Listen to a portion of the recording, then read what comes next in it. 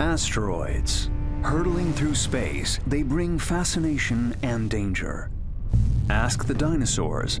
A meteorite the size of the Himalayas blasted them into extinction. That was one of the biggest mass extinction and the evolution of the life on the Earth. If such an impact would happen today, that could have very, very devastating consequences. Asteroids regularly batter the planet and rattle our imagination, inspiring apocalyptic films such as Armageddon and Deep Impact.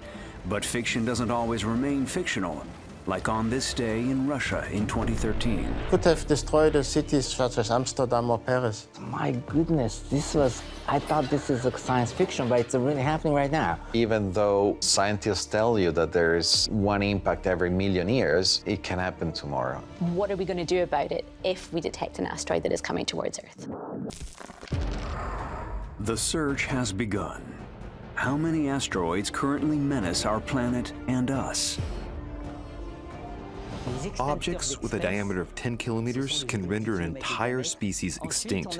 Then you have bodies with a diameter of 1 kilometer. Those ones can cause a global disaster. But there's millions of asteroids of very small dimension, so those are the ones we're really concerned about, and we want to be able to not only find them, but do something about them.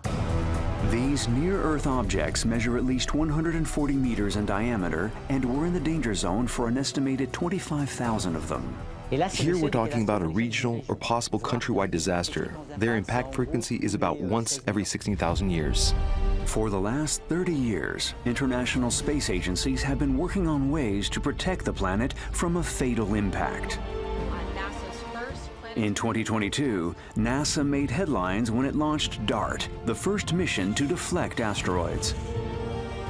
I just broke down in tears. It was the culmination of 20 years of work. We change the course of this asteroid forever, and this is all done by man. This mission was the equivalent of taking a dart and launching it from Paris and aiming for something the size of an apple on the east coast of North America.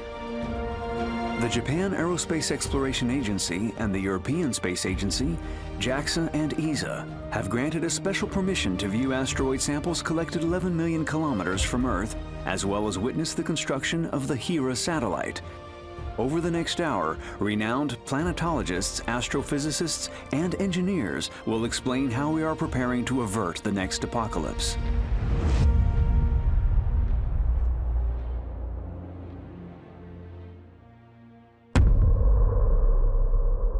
The Earth, 66 million years ago.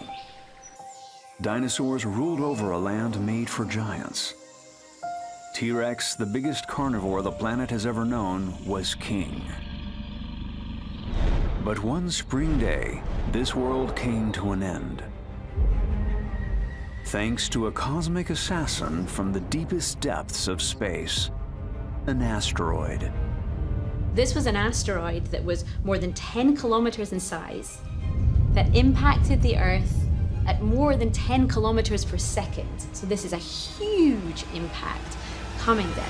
That's one of the biggest impacts in the history of the Earth. An asteroid the size of Mount Everest crashed into Earth in the shallow waters of the Gulf of Mexico with a force of impact estimated at more than 100 billion tons of TNT. 7 million times greater than the Hiroshima A-bomb. Any land situated within a 100-kilometer radius was erased from the map.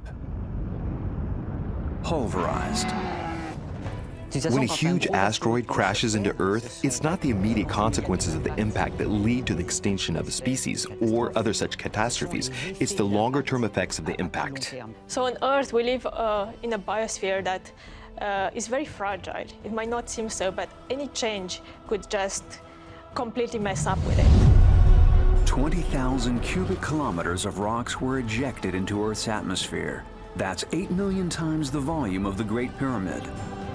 This cataclysm began an unstoppable chain reaction which spread around the globe. This ejecta extended extremely high. There was fire that was propagating to a large extent. These pieces of ejecta, they were falling back down and creating huge waves in the ocean.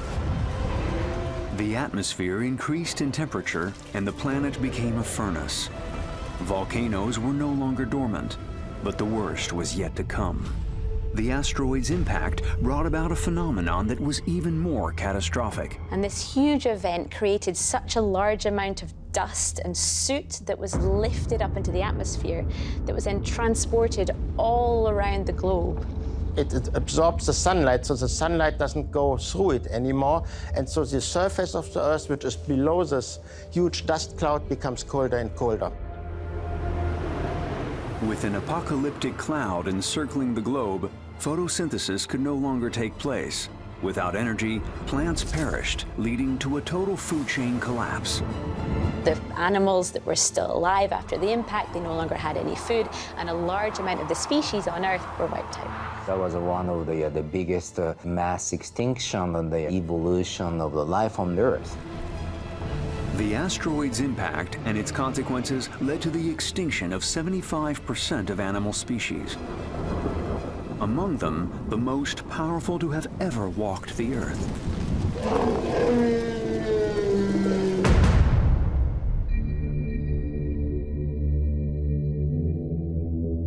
"66 million years later, the world has changed. As we can see from these images, asteroid threats are regular fodder for Hollywood blockbusters, and yet these tales don't just belong to the world of science fiction. Are there objects that might one day hit Earth? And I think the answer to that question is yes, it will happen. The question is when. It is devastating enough to really cause some major damage to the human civilization. So that may be one thing to worry about. To understand why asteroids are such a terrible threat to our planet, we need to go back to the origins of our solar system. 4.5 billion years ago, space looked very different to today.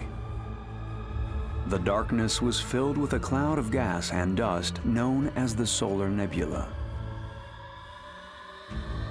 Until at some point, it collapsed in on itself, under pressure from gravity. What happened was this cloud of gas and dust started to condense, and as it started to turn, then all these little pieces of gas and dust, they formed a star. That star is our sun. It became the central point around which matter from within the nebula started to turn, forming a disk. And it's within this disk of gas and dust that the planets in the solar system as we know it today were created. The external part of the disk, which was furthest away from the sun, was mainly made up of volatile matter such as ice, ammonia, and methane. Over several million years, these components formed the giant gaseous planets: Jupiter, Saturn, Uranus, and Neptune. And as these planets were formed, frozen bodies were expelled. Comets. When they get close to the sun, these ice rocks sublimate. They go from solid to gas. This creates an explosion of dust, leading to these wonderful tails which can spread over tens of thousands of kilometers and which we can see from Earth. And humans can look up and see this beautiful object in the sky. The most famous is Halley's Comet, which crosses Earth's orbit every 76 years. This last occurred in 1986, when space probes collected images.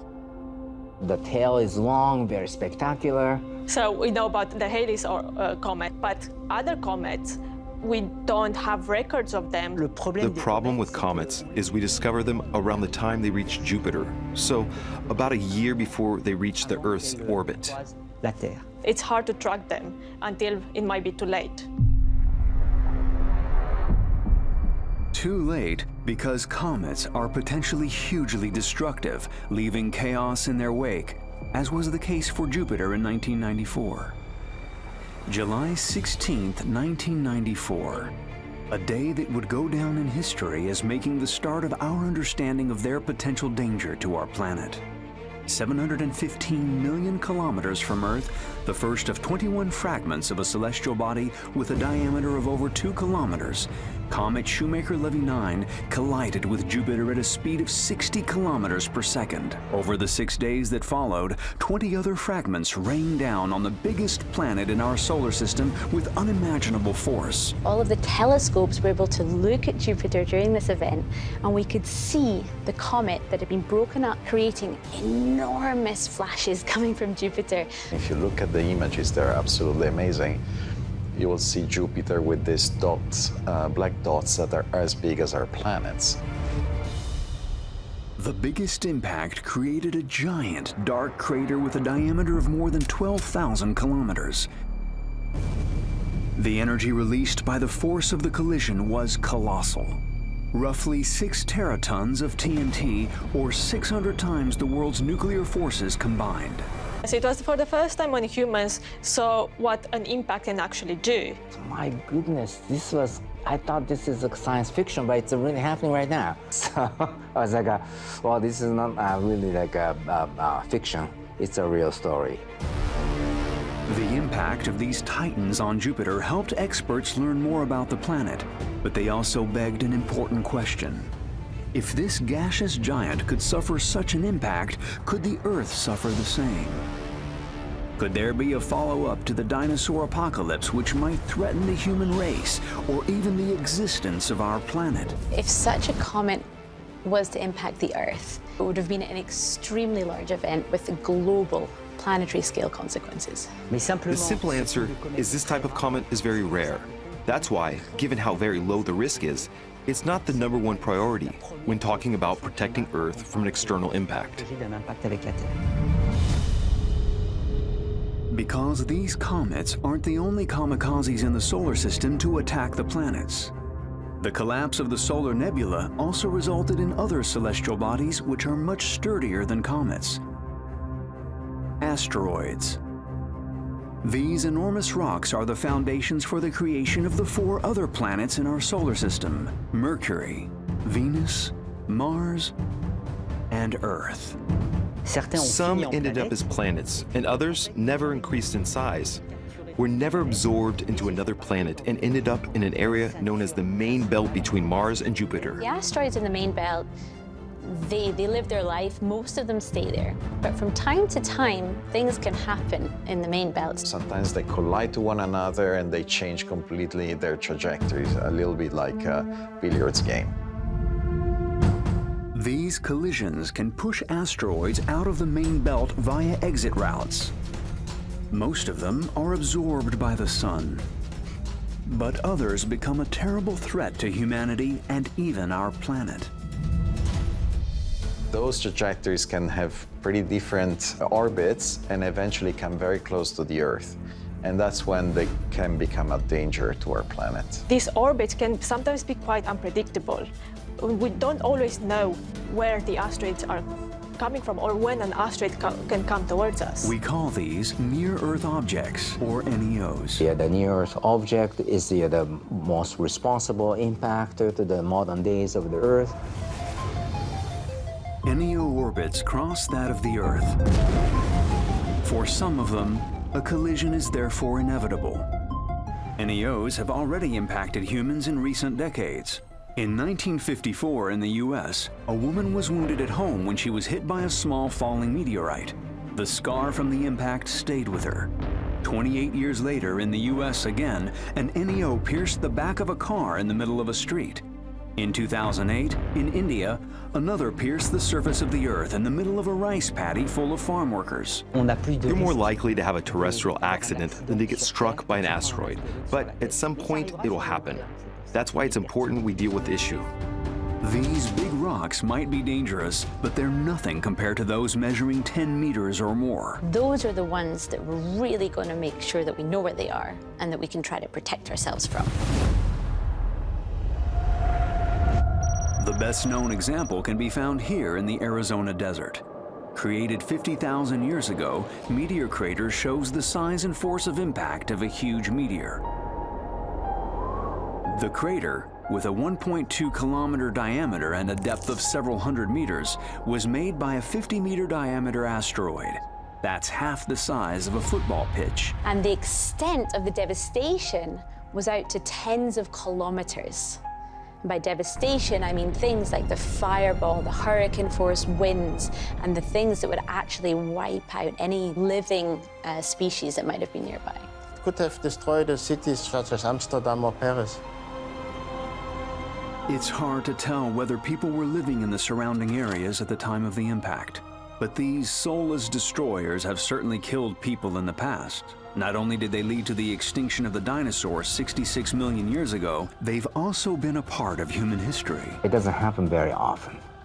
But more frequent process that we should really worry about is a Tunguska-size impact. On June 30th, 1908, the Tunguska region of Siberia was hit by an asteroid 50 meters in diameter. According to scientists, the explosion occurred at an altitude of 9 kilometers, setting off a chain of catastrophic events. It exploded in the atmosphere, and what hit the ground was a shock wave.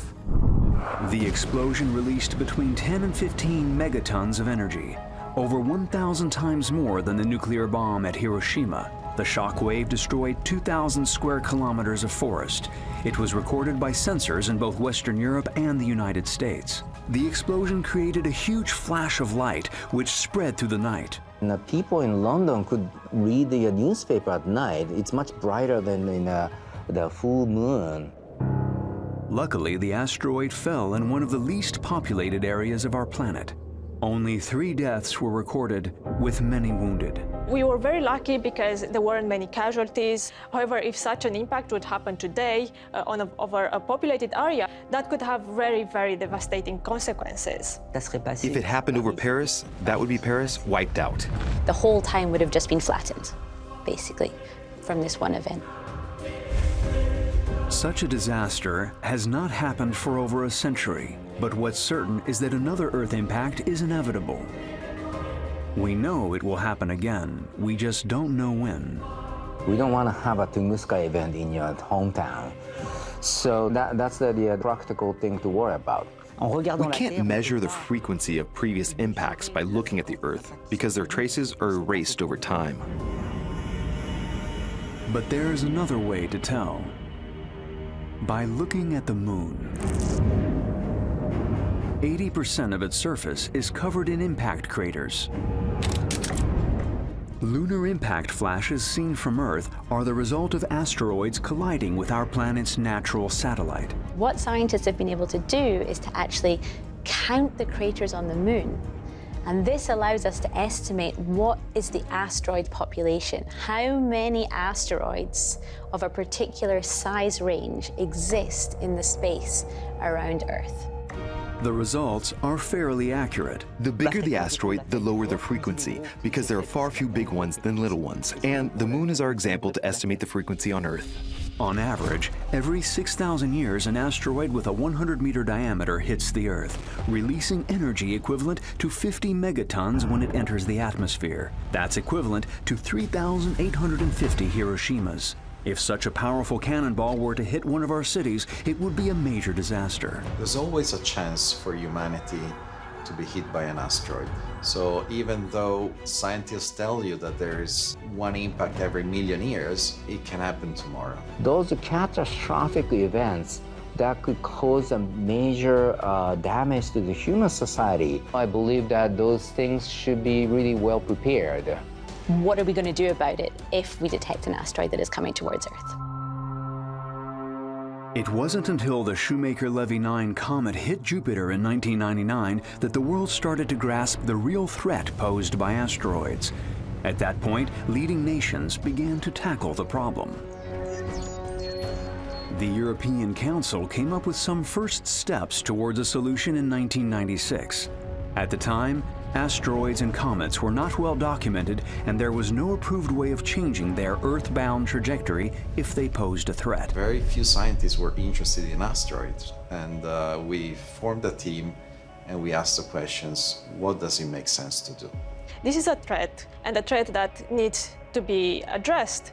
And asteroid impacts are not one country's problem, it's an international cooperation.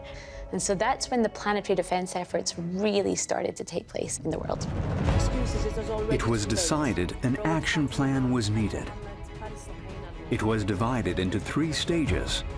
The first stage was to create an NEO inventory. Next, learn about how the NEOs behave and what they are made of.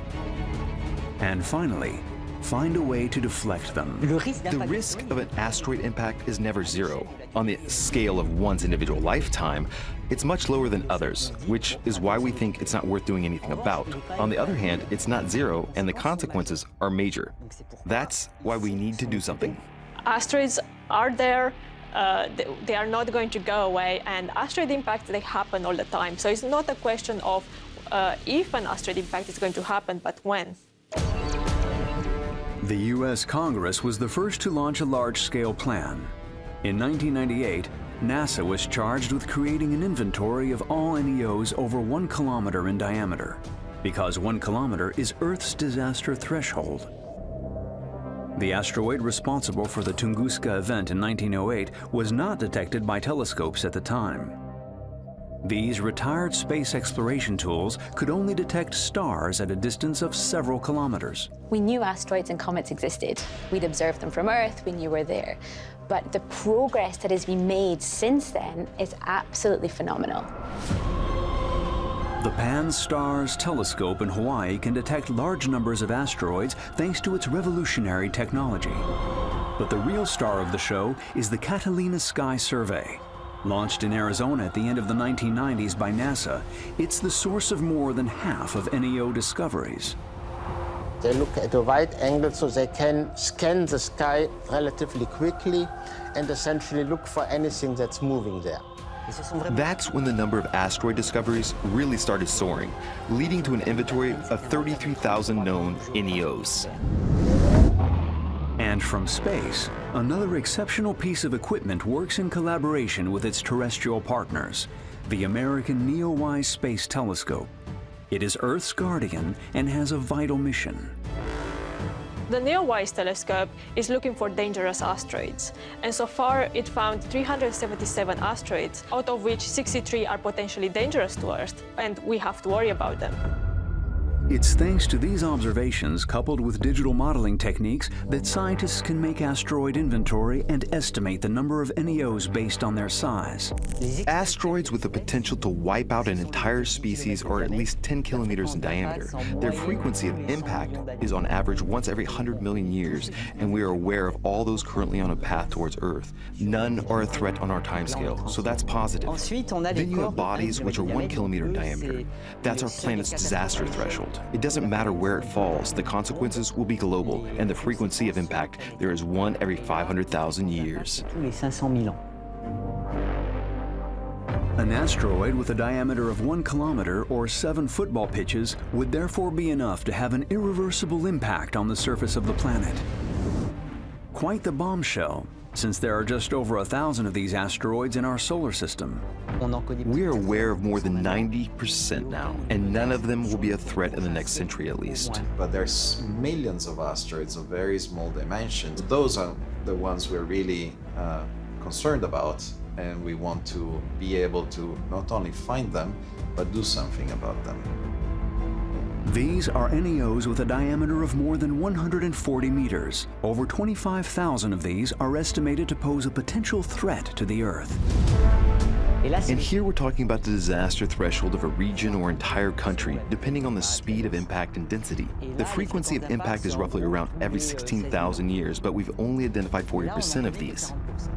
That means there's 60% of these asteroids. We have no idea where they are. To be sure, it's best to know where they all are.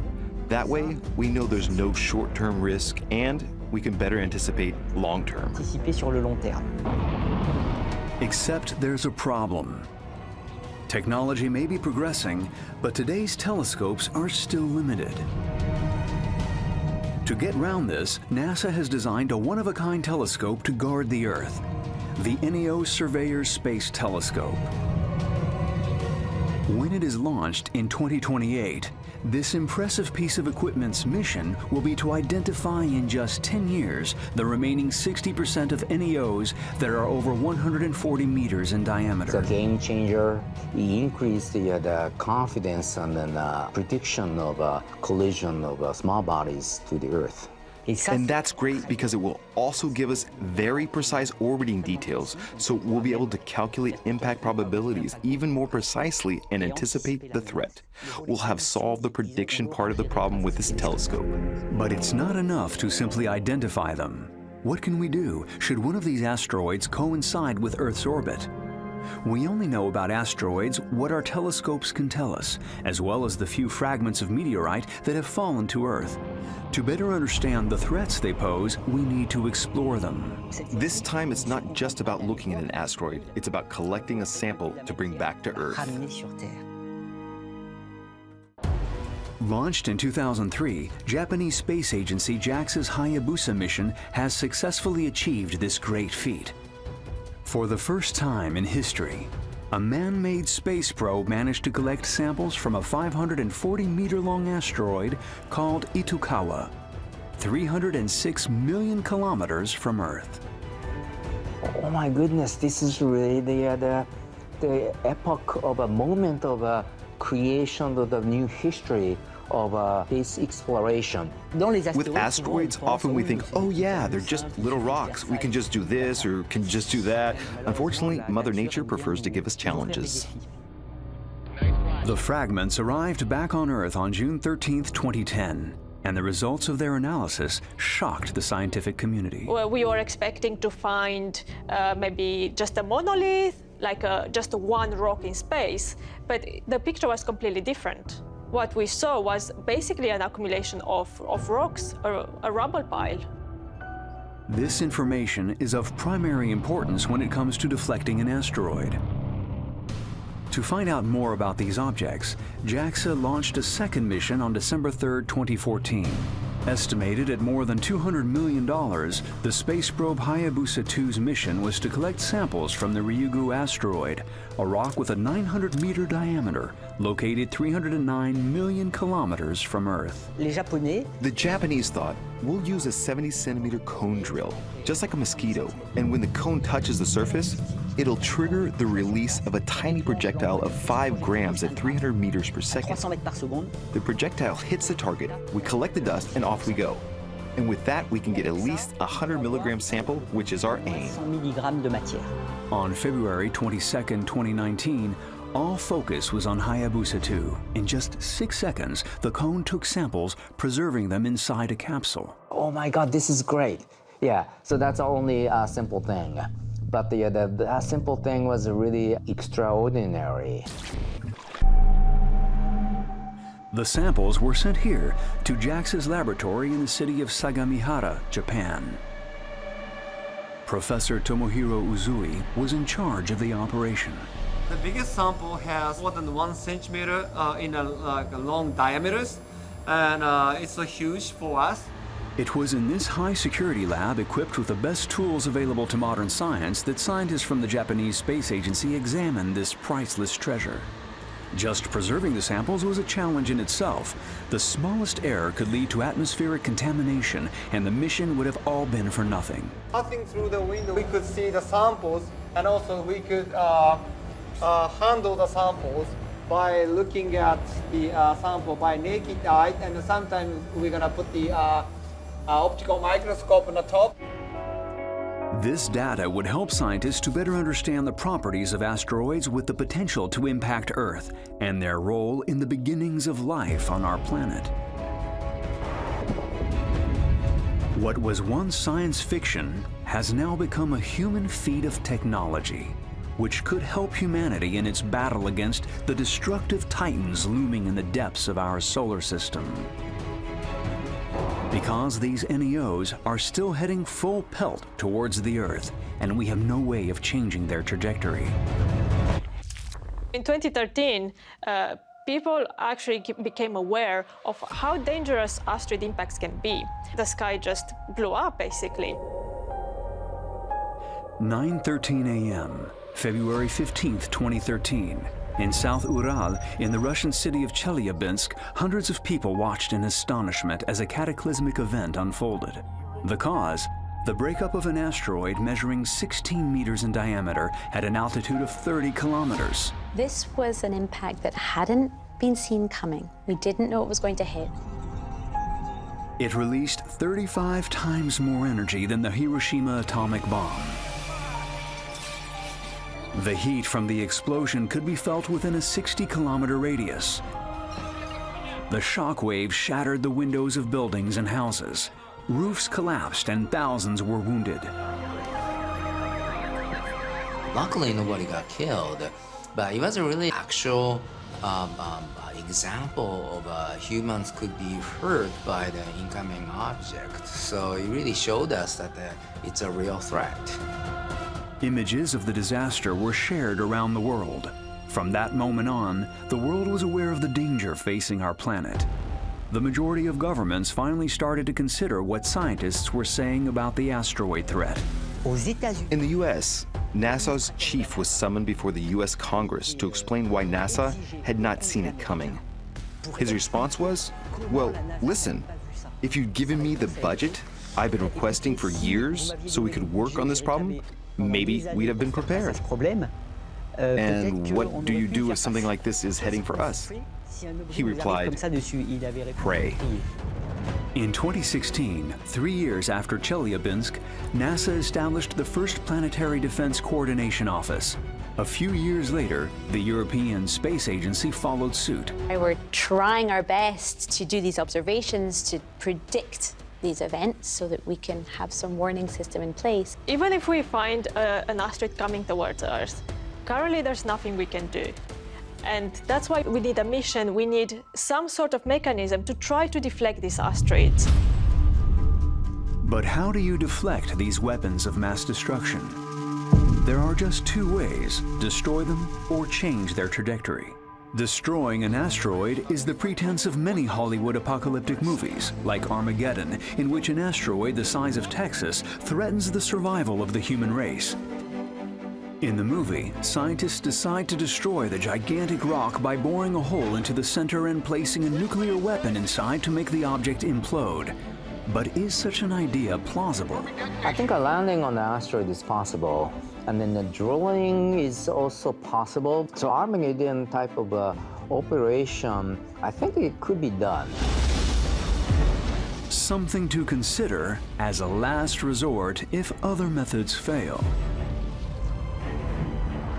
Except that since it's a method that's never been tested, the consequences of such an explosion are unknowable before we've even thought about the secondary effects of using an atomic weapon. We wouldn't use the Bruce Willis approach of planting the nuclear weapons inside the asteroid. It's not very well controlled. We may end up with lots of different fragments that are all containing nuclear material that are coming down to Earth. Instead of safely deflecting, it could cause a little bigger damage to the Earth. Using a nuclear weapon is therefore not top of the list. In fact, scientists would rather avoid it. So rather than really breaking things apart, probably better to push to the side so that the asteroid really missed the Earth. But how do you push something so colossal? Experts have tested several methods. Among them, the Yarkovsky effect, a gravity tractor, and a kinetic impactor. One technique that has been studied is known to scientists as the Yarkovsky effect. It's a natural thermal phenomenon in which sunlight plays a decisive role in an asteroid's orbit. The Yarkovsky effect is a very, very slow effect that is due to interactions between the sun and the asteroid. So what happens is the sun heats up one side of the asteroid, and most asteroids are actually rotating in space. While it rotates, of course, it exposes different areas of the asteroid to the sun. It absorbs heat and then releases. Solar radiation irradiates the surface of the asteroid in the form of heat. This heat creates a force which can modify the NEO's orbit. It's like jumping off a boat pushes the boat back. And in the same way, the radiation going in the direction of the sun pushes the asteroid away from the sun. But this natural phenomenon is only really effective for small asteroids with a diameter of less than 1 kilometer. In addition, the change in orbit happens extremely slowly. However, scientists think it might be possible to control the effect in order to change an NEO's trajectory. There are some who think painting the asteroid is an option to modify its thermal properties and therefore change the Yarkovsky effect in order to change the asteroid's trajectory. I don't know what painter we'd send, nor do I know how we would paint it, or how could we make sure the paint didn't evaporate, or how to get it to stick. This is something that potentially in the future one could try, but I don't think that today it's considered as one of the most optimal methods for trying to deflect an asteroid. Because a simpler option does exist, a gravity tractor. The gravity tractor is a most gentle way of deflecting an asteroid. This technique involves sending a space probe to fly close to the asteroid in order to gently alter its trajectory thanks to the gravitational force generated between the two objects. It doesn't touch the asteroid, it just gets close to it. The asteroid's here, the probe is here. And I use the mass of the probe to attract the asteroid towards it. The gravitational attraction of the spacecraft pulls the asteroid and therefore changes its orbit. We need to be extremely careful, of course, not to deflect an asteroid in a direction that one day makes it hit Earth. Except you need to put several elements in place for it to work. The first is to have a spacecraft that is as massive as possible to generate enough gravity to pull the asteroid towards it. And the second thing is a lot of time, because the gravity pull is so weak that you need decades really to change the trajectory of an asteroid. Using this method, a 20-ton spacecraft could sufficiently deflect an asteroid by 200 meters if it traveled close to it for a year, as long as the operation was carried out 20 years before expected impact. Experts wish to test this method, the advantage being that it is a controlled deflection. So despite this being one of the concepts that has been studied by the scientists, it was commonly agreed worldwide that the kinetic impactor was also the most mature technique and the first one that could be validated. The kinetic impactor technique is a very elegant technique. You don't need any explosives, you don't need any science fiction technologies. Basically, this is when you have a spacecraft that's going to drive into an asteroid at very high speed and just push it off its course, a bit like when you're playing snooker. The spacecraft will end up its course there and change the velocity by only a few millimeters per second. It's nothing. But if you do that early enough, even on a huge mass, that's enough to miss the Earth. 5, 4, 3, 2, 1. November 24th, 2021. SpaceX's Falcon 9 rocket, launched by NASA, took off from the Vandenberg base in California on a pioneering mission never before seen in the history of mankind. On board, a $300 million technological jewel programmed to deflect the DART kinetic impactor. The DART mission is a probe that weighs over 600 kilos to start with, which has propellers, solar panels, and a camera which will help it stay on course. And it's equipped with an intelligent navigation software which will help it hit the asteroid. We wanted to show that we were capable of moving a body in space. Okay, so to do that, the DART mission targeted a binary asteroid. This binary asteroid is a mini Earth-Moon system. Located 11 million kilometers from our planet, it's made up of one big 800-meter diameter rock named Didymos, around which a smaller rock, Dimorphos, with a surface area of a football pitch, is in orbit. The DART probe needed to hit this rock with a diameter of 150 meters. We're talking about something very small. And when the probe got there, it was going to see the big rock first, and it was imperative it didn't hit that one. It had to hit the little one. So it had to be able to distinguish between them and focus on the little one. This mission was the equivalent of taking a dart and launching it from Paris and aiming for something the size of an apple on the east coast of North America. September 2022, 10 months after launch, the DART probe closed in on its target, a triumph in itself. And those final hours were what really counted, because the challenge was that until we saw the object, we had no idea of its shape. But the engineers had thought of everything. They had equipped the probe with a high-performance innovative camera. Named Draco by its designers, it was the eyes of the DART spacecraft. Fantastic instrument, extremely detailed, that even coming at such a high velocity was able to download thousands of images at a very, very fast rate, almost real time. The images it sent back were a world first. In the operations room in Baltimore, USA, time stood still.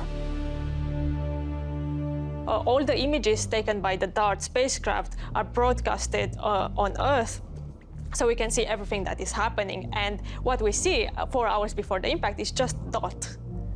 And then as time passes, we start to detect how the shape forms. It was the first time we could see from 10 million kilometers away images real time. This was incredible. We were able to see the images as Didymus appeared, and then as we got closer and closer, finally as Dimorphos, the moon, appeared in the field of view as well. Dimorphos. The mission's target appeared before the scientists thanks to the Draco camera. Even myself being an engineer and not a scientist, I was blown away, absolutely blown away. For us, it was a great moment, but we couldn't afford to miss our mark. Not being able to target the asteroid would just mean that the spacecraft flies by the asteroid and the mission is done, or would just have to wait another 4 years or so to impact again. To avoid that terrible outcome, the engineers had designed a revolutionary technique using an extremely sophisticated, high-performance onboard system. Until that moment, the DART spacecraft had been piloted from Earth. Now the probe was traveling independently using artificial intelligence. Impossible to do anything from the operations room now, so the software was guiding itself. The computer is calculating exactly the push that needs to be done to be in a certain point at a certain time. So you have this constant targeting until you get close, and then the surface becomes bigger and bigger and bigger. You're approaching the soccer field with 6 kilometers per second or roughly 20,000 kilometers per hour. So it's amazing. To film the results of the impact, the DART spacecraft released a small satellite the size of a shoebox equipped with a camera. Developed by the Italian Space Agency, the tiny Lishaku probe needed a front-row seat to broadcast images of the collision to Earth. So it's not only a matter of putting your cell phone camera in there, it needs to be very well calibrated. It needs to be focused, and it needs to look at stuff that are 70 kilometers away. So it's not an easy feat. September 26, 2022, 11:13 p.m. Greenwich Mean Time. Scientists and engineers alike were preparing to experience a unique moment, which would go down in history as the world's first attempt to redirect an asteroid. NASA broadcast the event live around the world. In the operations room in Baltimore, everyone held their breath. It's one of those incredible moments when you're both super excited and you're also scared it's not going to work. And so the whole team was waiting. And then we received the first images. On a eu les premières images. What's going to happen? Suspense. Huge suspense. Levels of excitement at their peak. We start to see more and more pixels. Energy and their time into this, so much planning and rehearsing. It's breathtaking. We've been working on this mission for 20 years. The moment we saw these images, we were all crying. It's nothing like we've seen before. And at about 2.5 minutes out. The last image that was transmitted from the DART spacecraft was a partial image. It was just a bit. But we saw that it just went straight in the middle of the asteroid. 2.5 minutes out. It's 1:14 a.m. The DART probe hits the asteroid Dimorphos at a speed 6 kilometers per second, 24 times the speed of a commercial airplane.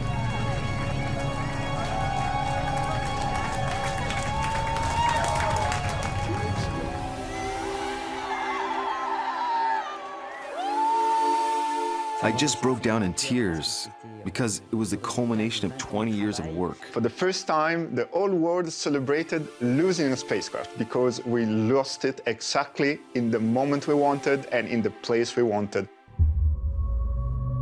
The first results were incredible. The kinetic impactor hit the asteroid just a few meters from target. But the first images sent in by terrestrial telescopes worried the team. We saw images of the ejecta coming from the asteroid, which was amazing because we did not expect that. We were quite scared when we saw those images because the small asteroid just looked like a fireworks display or something. At that point, I thought, oh no, we've pulverized Dimorphos. There was 1 pixel that we could see, which told us, okay, the asteroid is still there. We haven't destroyed it. It's good, all good. All was well after all, and they could celebrate their moment of glory. The mission's objective had been achieved. We change the course of this asteroid forever. And this is all done by man. On top of all of it, it wasn't just for fun. We were really learning how to protect the planet. Et puis on vous reparle de cette mission digne d'un scénario d'Hollywood. An asteroid traveling at 14,000 miles an hour. Tonight, the final seconds before that spacecraft slammed into that asteroid nearly 7 million miles away. The view here. This achievement provided a convincing technique for blocking an asteroid, except that it only worked for asteroids that were a few hundred meters in diameter at most, like Dimorphos. If an asteroid that was 1 kilometer in diameter was heading towards Earth, the technology would most likely be ineffective. It wasn't a one-fix-all solution, but it was still a big deal that we'd managed to achieve that. However, the story is not over. And that is because we want to see what happened. And this is where the European component, the Hera mission from ESA, enters the picture. Run by the European Space Agency, the Hera probe will lift off in the autumn of 2024 and fall into orbit around Didymus towards the end of 2026. It aims to inspect the state of Dimorphos and take some samples to understand the consequences of the impact. When the DART probe deflected the asteroid, we could only measure a part of the effects from Earth. There are so many questions we need to answer to help us validate this as a technique. To basically make sure that this impact has been efficient and effective enough to be used again in the future on other asteroids that could pose a potential real threat to the Earth. More than 500 people from all corners of Europe have helped design this masterpiece of engineering. Built in a record 4 years, Hera was assembled here at the European Space Research and Technology Center in Noordwijk in the Netherlands. ESA has granted a special permission to film the satellite. What you can see here is basically the core of the satellite. You can have a look to some of the key equipment that allow the satellite to work. This cube, measuring 1.6 meters across per side, contains more than 7 kilometers of cables, which are all perfectly linked to give Hera complete autonomy. 13 meters squared of solar panels will provide electricity, but before it can launch, the probe must withstand a battery of tests where there's no margin for error. We do a series of tests to verify that the spacecraft is ready, can withstand the launch, and can withstand its operational lifetime in space. When it launches, the probe must be able to withstand the rocket vibrations. It's an ordeal that can damage the structure of the satellite if it's not been perfectly calibrated in advance. This is an unbearable sound level. We have these huge LED doors. Those will be shut before starting the test. The spacecraft will be put in the middle of the room with some sensors, and then we will switch it on. A lot of nitrogen will flow to that pipe and will create an unbearable noise level. Hera will then be put inside this black cube to experience the intense conditions of a space vacuum as well as extreme temperatures. We will close this big tank with this very heavy lid that will hermetically seal the chamber, and then we will pump down the air lowering the pressure down to levels similar to the ones that you have in outer space.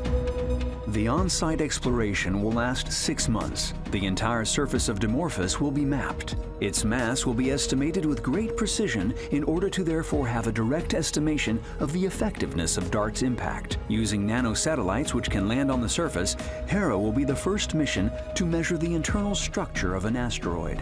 With the technology development, they become more and more powerful. And today they're really interesting instruments because you can think of them as drones that you deploy when you get to your destination. That will help us having complete image of the impact itself, of the system before the impact and after the impact. It's a promising mission, which could tell us whether our first attempt at asteroid redirection is effective enough. In addition, it will help us to find out more about the creation of the solar system and the beginnings of life on Earth. We have the potential to learn a huge amount from asteroids. The missions we've had in the past and that are still ongoing have taught us so much about where we came from and about how the Earth was made up and other planets and planetary formation in general. In the meantime, on April 13th, 2029, 2 billion people in Western Europe and North Africa will be able to watch a 370-meter diameter asteroid pass over Earth with the naked eye. Named Apophis, it will travel between the Moon and the Earth, close to our geostationary satellites.